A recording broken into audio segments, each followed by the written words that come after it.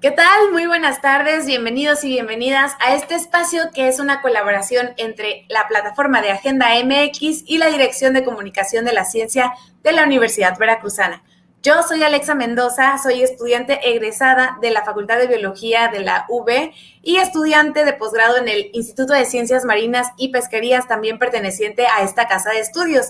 Y me da muchísimo gusto tenerlos por aquí en otro programa de ¿Qué te cuento? Y bueno, ojalá que si andan navegando por su red social favorita, se animen a quedarse durante todo el programa, porque el día de hoy vamos a hablar sobre un tema que no es muy común hablar, porque vamos a hablar sobre un tipo de energía que no utiliza combustibles fósiles, por lo que reduce la liberación de ciertos gases de efecto invernadero que contribuyen a la actual crisis climática. Este es solo uno de los muchos beneficios que conocemos sobre la energía nuclear. Así que el tema de hoy va a ser energía nuclear, mitos y realidades. Y bueno, para contarnos sobre este tema tendremos a nuestro invitado de honor, el doctor René Crochet-Belin.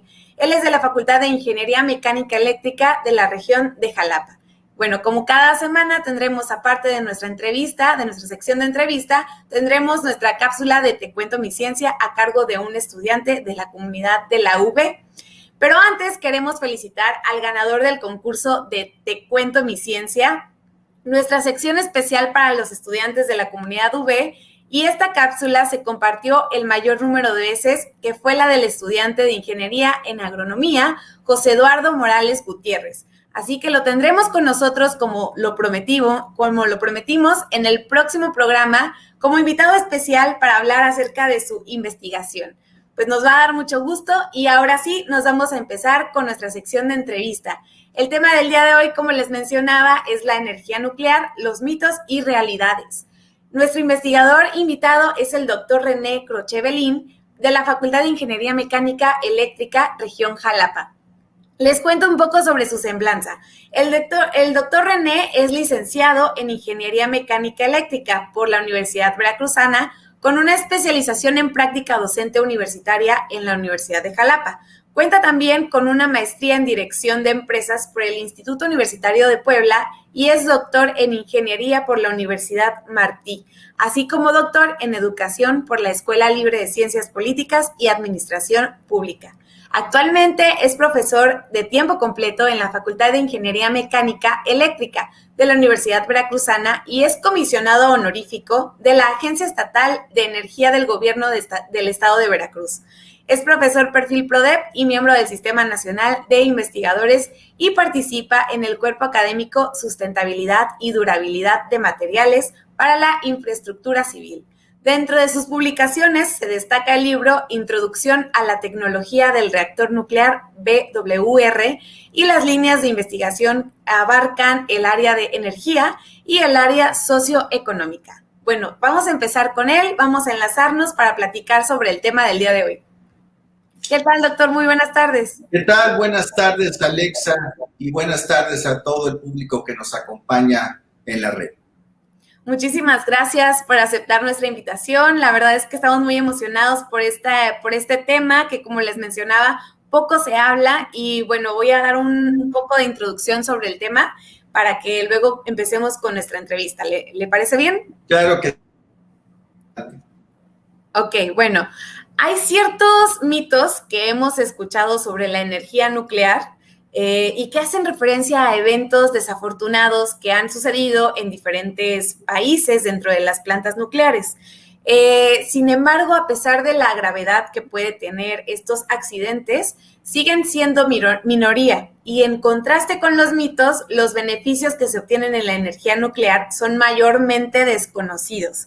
Y bueno, por eso yo quisiera preguntarle, empezando, ¿cómo es el proceso de obtención de la energía nuclear en sí? Gracias, Alexa. Muy importante tu pregunta. Tenemos que remitirnos al átomo. El átomo está formado por protones y neutrones en su núcleo y electrones en una nube alrededor. Para que el núcleo exista como tal, para que protones, neutrones estén unidos y se conformen, debe existir una fuerza que es mayor a la fuerza electrostática y que es mayor a la fuerza de gravedad. esa fuerza es la fuerza nuclear. Y se suscribe únicamente al núcleo mismo del átomo. Ahora bien, ¿cómo podemos aprovechar esa energía? Para ello, tenemos un mecanismo, un fenómeno que se produce que se llama fisión nuclear. Lo voy a explicar. Por medio de la fisión, un núcleo de uranio es bombardeado con un neutrón. Regularmente se dice que el neutrón pega y golpea el núcleo. En realidad es que lo hace inestable. Producto de esa inestabilidad, ese núcleo se fragmenta en dos partes, que precisamente se llaman fragmentos de fisión. A las cadenas de decaimiento de esos fragmentos de fisión se les llama productos de fisión. Ahora bien, ¿qué hay con el evento en sí? Bueno, pues se conforman tres fenómenos a partir de él. Primero, se libera una gran cantidad de energía en forma de calor. Segundo, se liberan 2 o 3 neutrones. Tercero, se liberan radiaciones.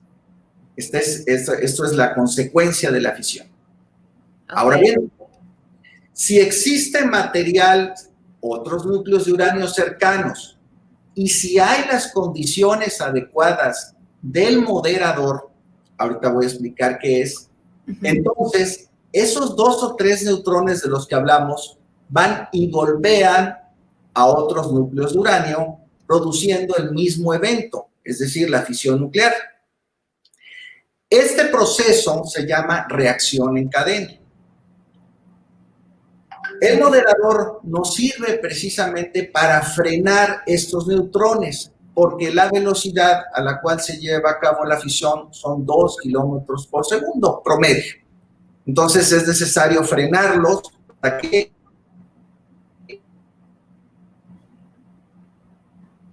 Ok, creo que se nos trabó su conexión un poquito. Vamos a ver si lo recuperamos y si no, vamos a entrar por una llamada de voz.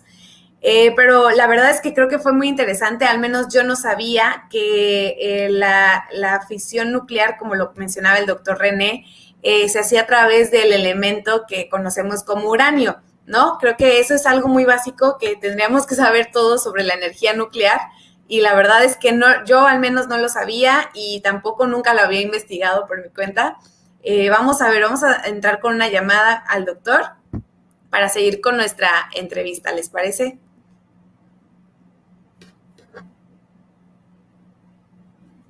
Estimado amigo.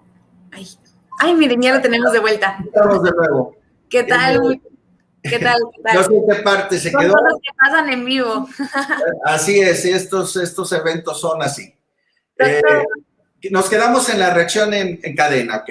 Sí, bueno, antes de eso quería también, como les mencionaba al público, que algo que yo no sabía que usted mencionó ahorita es que esta fisión nuclear se hace a través del uranio, que es el elemento entonces en el que está en juego en todo este proceso nuclear, ¿cierto?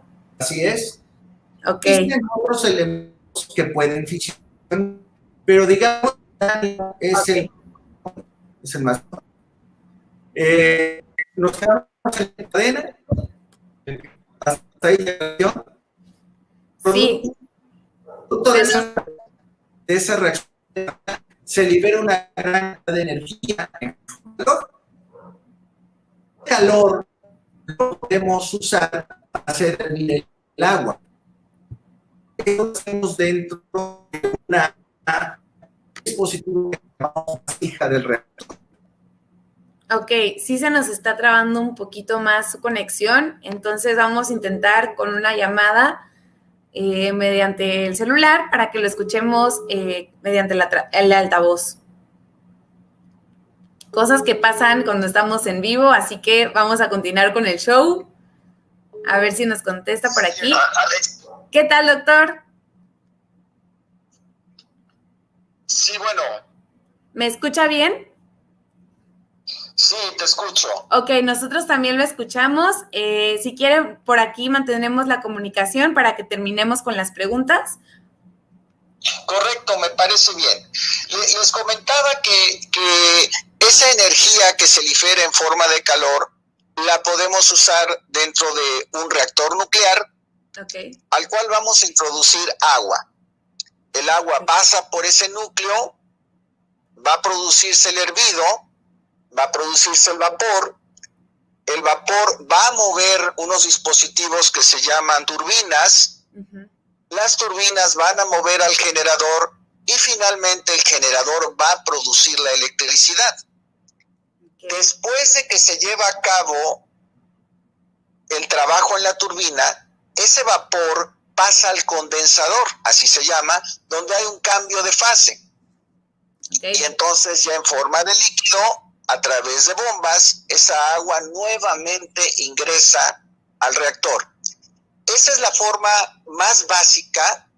Obvio, el proceso es mucho más complejo ya en la parte de operación, pero digamos que ese es el ciclo más básico que nosotros podemos mencionar en cuanto a la utilización de uranio para generación de calor en reactores nucleares. Ok, perfecto.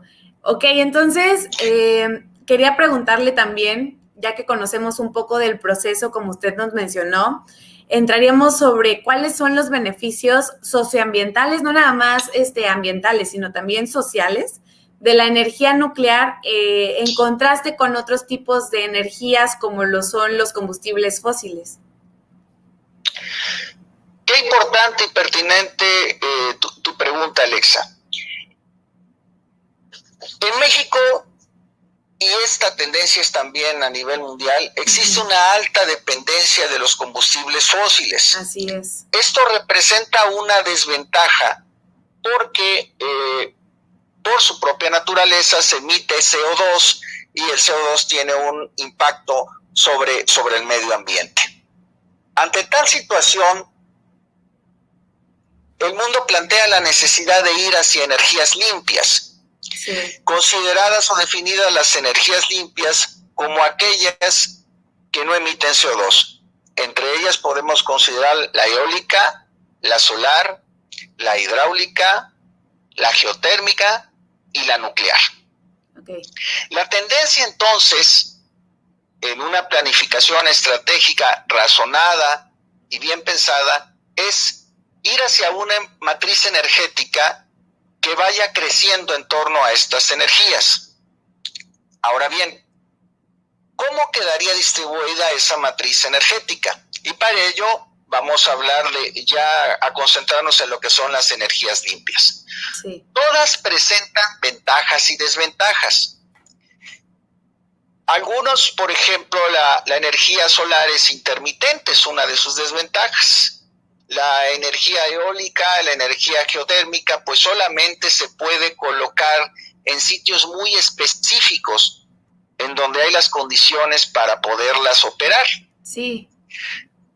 La energía hidráulica, por ejemplo, presenta otra situación. En épocas de verano, en épocas de sequía, pues su producción en las plantas hidroeléctricas cae.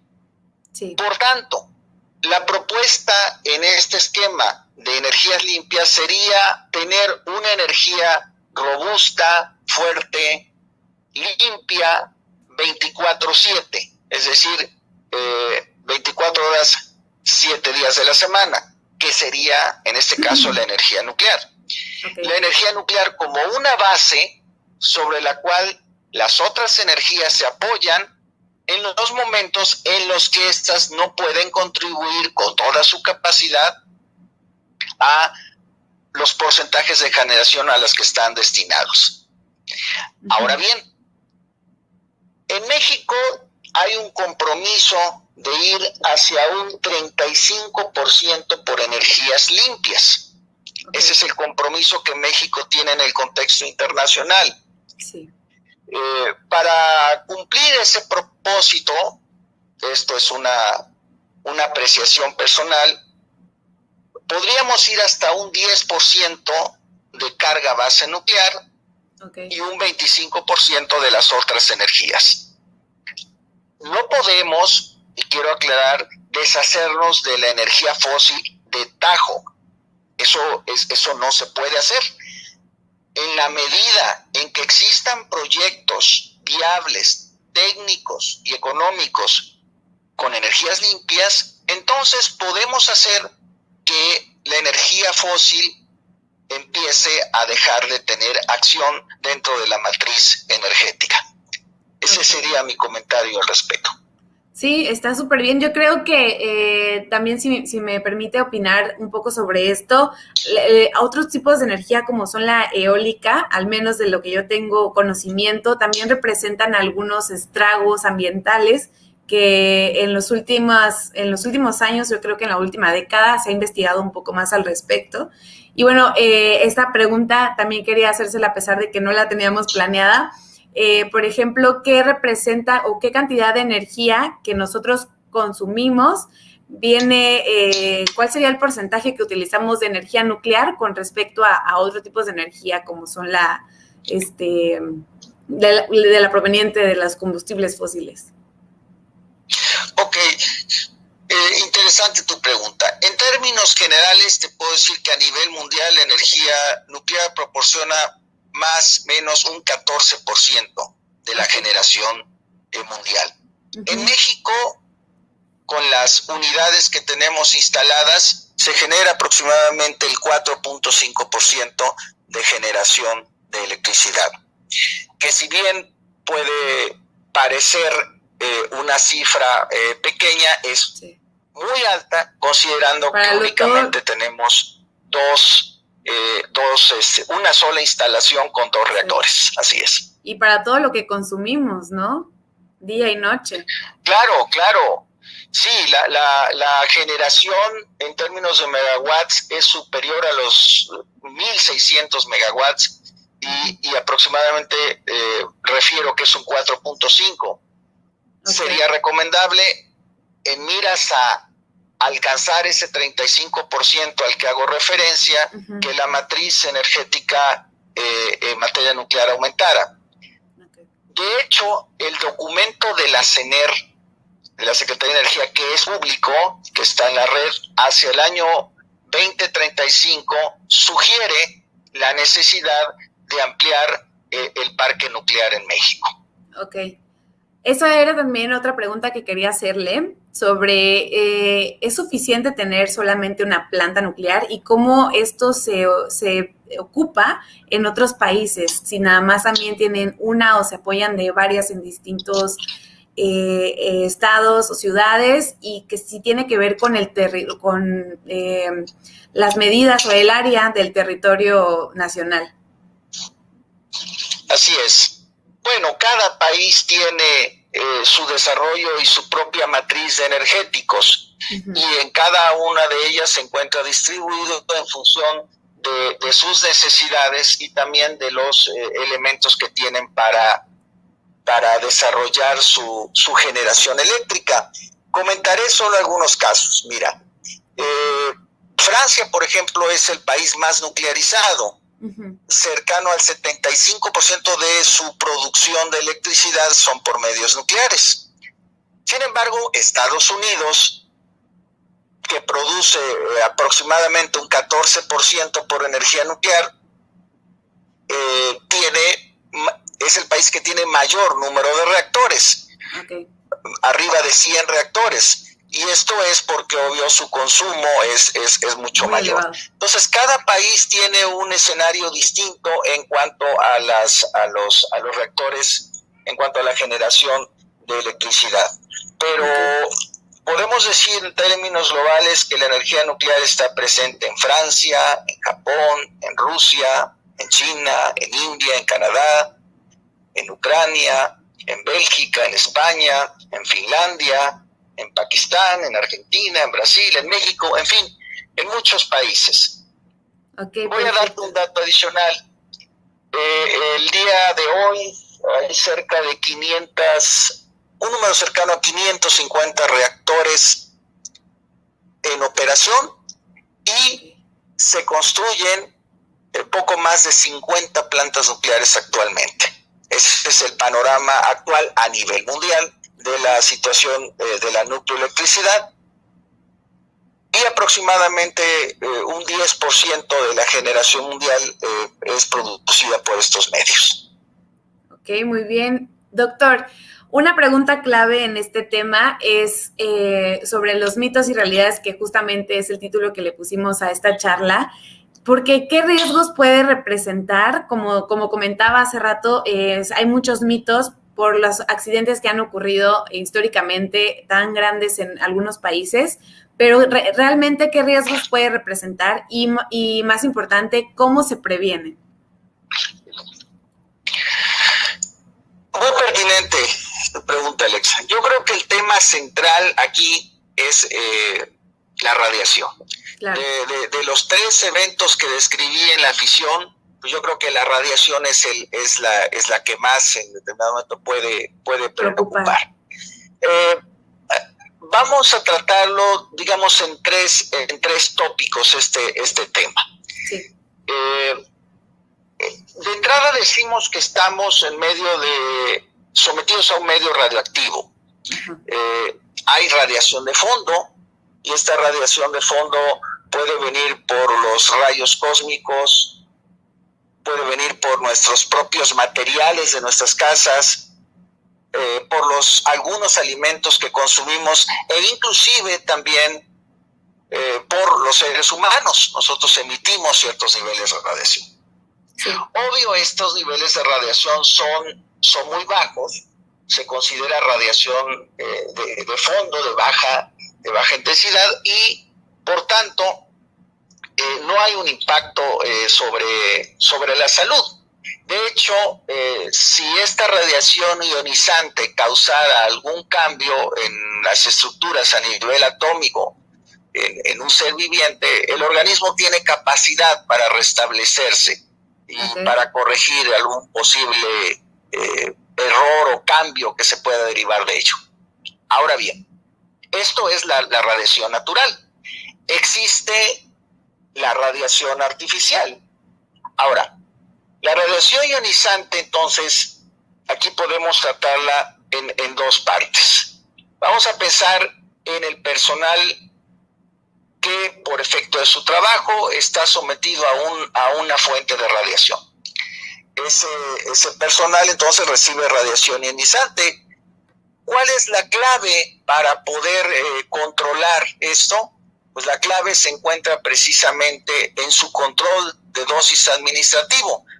Para ello, los trabajadores de cualquier industria que se someten a este tipo de fenómenos tienen un dosímetro en el cual se acumula, se contabiliza sus dosis anuales.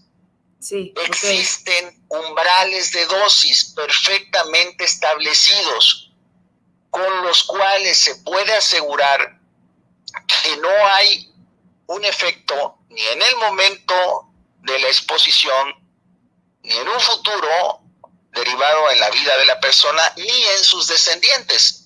Existe ya esas dosis sobre las cuales se establece un control. Entonces tenemos el primer aspecto, que sería el control de las dosis. Ahora bien, existen otros 2 fenómenos que hay que considerar: la irradiación y la contaminación. La irradiación sería nuevamente este personal expuesto a radiación ionizante. Puede controlarse a través de 3 factores: tiempo, distancia y blindaje. Entonces, no es lo mismo estar expuesto 1 minuto a estar expuesto 30. Claro. Distancia. No es lo mismo estar expuesto a 10 centímetros, estar expuesto a 1 metro. Blindaje. No es lo mismo hacer un mantenimiento, por ejemplo, en alguna tubería, si ésta se cubre con plomo, por ejemplo, un blindaje que evita que la rapidez de exposición disminuya. Entonces, para controlar la irradiación del individuo tenemos tiempo, distancia, blindaje, y tenemos el control administrativo de su dosis. Claro. Adicional a esto hay que comentar otro término que es importante, el de la contaminación, que son cosas diferentes. La contaminación se define como la incorporación de material no deseado en tejidos. Para eso, los trabajadores que en un momento se someten por razones de su trabajo a esto, usan trajes anti-C, anticontaminantes. Estos trajes se utilizan en la labor de mantenimiento y entonces toda esa contaminación queda en el traje y mediante un uso adecuado de vestimenta, tanto de la colocación como después de quitarse este traje, se puede evitar la contaminación. Okay. Entonces, ese sería el otro fenómeno, el otro tópico importante. Okay. Habría uno más que es el referente a las radiaciones que en un momento estuvieran emitiéndose dentro de una central nuclear. En ese sentido, los sistemas nucleares en todas las plantas tienen algo que le llaman sistema de barreras escalonadas. Okay. Este sistema de barreras escalonadas hace que se quede confinada esa energía, esa radiación propiamente en cada una de ellas. Okay. Creciendo un poco más. El propio sistema inicia con la propia pastilla de uranio, que es un material cerámico. Esas pastillas se meten dentro de tubos de aleación de circonio y forman el ensamble, el núcleo de un reactor. Ese núcleo se encuentra dentro de una vasija de acero al carbono de 15 a 20 centímetros de espesor y ya esto constituye ya una barrera para evitar que esa radiación en un momento salga al exterior. Perfecto. Pero adicional a ello, tenemos una contención primaria, así se le llama, que es un edificio de concreto aproximadamente de 1,5 metros de espesor, de concreto armado. Sí. Y adicional a eso, se tiene la contención secundaria, que regularmente es el edificio de reactor que nosotros podemos ver en las imágenes en la red de todas las plantas. Ese edificio, que llaman edificio de reactor, es la contención secundaria. Entonces, este sistema de barreras escalonadas que acabo de hablar permite asegurar que la radiación producto de la fisión que se está llevando a cabo en el núcleo queda confinada precisamente ahí y no tiene impacto sobre el medio ambiente. Perfecto. Y por lo tanto... Esa sería mi respuesta en cuanto a ese tema. Sí, no tiene impacto en el medio ambiente, como usted mencionaba, y por lo tanto tampoco en la población cercana a estas sedes, ¿no? Claro que no. De hecho, se tiene el cálculo de que una instalación nuclear aumenta aproximadamente 5 milirems promedio anual la dosis de radiación que se puede tener como radiación de fondo. Entonces, prácticamente inocuo, es una cantidad mínima. Muy baja. Ok, no hay, entonces no las probabilidades de un accidente, por ejemplo, pues que sea importante, son muy bajas en general. En general son muy bajas, así es. Precisamente por este sistema de barreras escalonadas, claro, que hace que se confine el material dentro de la propia instalación. Independientemente, todas las centrales nucleares en el mundo cuentan con un plan de emergencia, claro, que permite la evacuación de ciertas zonas en el caso muy remoto de que existiera algún incidente respecto a aspectos radiológicos. Perfecto, doctor. Pues yo creo que, como decíamos antes de entrar al aire, este es un tema que nos da mucho de qué hablar. Podríamos estar aquí otras 2 horas hablando de los mitos, las realidades, los beneficios, las precauciones. Pero bueno, creo que con todo lo que nos ha contado el día de hoy, ya tenemos al menos una herramienta para poder perderle el miedo y, como les decía en el principio, conocer más los beneficios que nos aporta ese tipo de energía que es la energía nuclear. Y pues bueno, me dio mucho gusto a platicar con usted. Ojalá que lo podamos tener por aquí más seguido en otro programa y pues le agradezco otra vez mucho su participación. Gracias a ti, Alexa. Simplemente quisiera terminar diciendo que en la energía nuclear tenemos una energía limpia, segura, abundante, continua, y que un proyecto nucleoeléctrico es un proyecto viable en todo sentido, técnica y económicamente.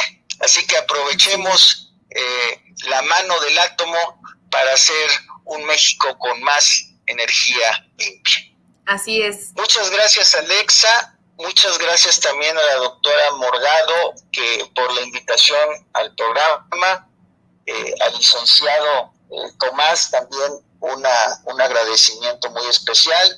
Y bueno, a todos los alumnos de FIME Jalapa y de la UB que se conectaron y al público en general que estuvieron con nosotros, quedo a sus órdenes para seguir hablando de este tema.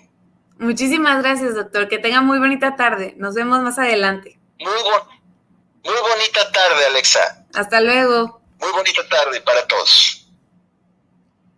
Muy bien, pues esta fue nuestra sección de entrevista. Esperamos que haya sido de su agrado. Y ahora vamos a pasar con nuestra sección de Te Cuento Mi Ciencia, que esta vez es el turno de uno de los estudiantes, de los últimos estudiantes de esta sección. Así que vamos a ver qué nos preparó.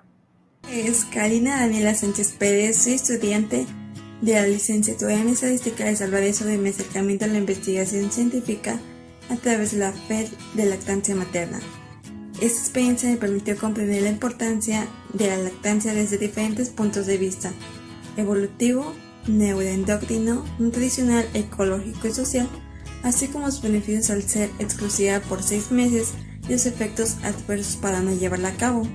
Al concluir el semestre realicé un video como trabajo final, enfocándome en los mitos que rodean la lactancia que pueden representar barreras socioculturales en un establecimiento exitoso.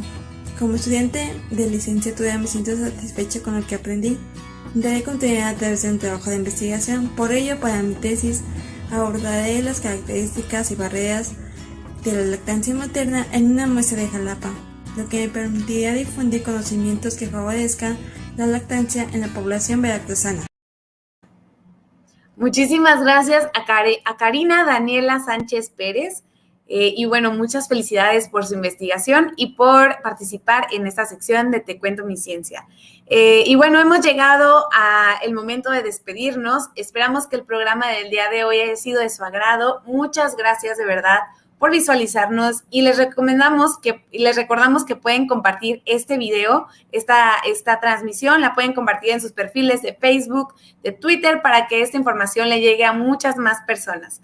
Y bueno, si eres estudiante de la UB, te recordamos que puedes participar en esta sección de Te Cuento Mi Ciencia, contándonos en tan solo un minuto sobre tu investigación. Y bueno, las cápsulas que sean más veces compartidas serán aquellas acreedoras a un premio por parte de la Dirección de Comunicación de la Ciencia, como es el caso del siguiente programa, en el que vamos a tener a un estudiante como invitado especial. Bueno, pues eso fue todo por hoy. Yo soy Alexa Mendoza. Me dio mucho gusto compartir una tarde más de sábado por la tarde con ustedes. Y nos vemos el próximo sábado a las 5 de la tarde en un programa más de ¿Qué te cuento? Hasta luego.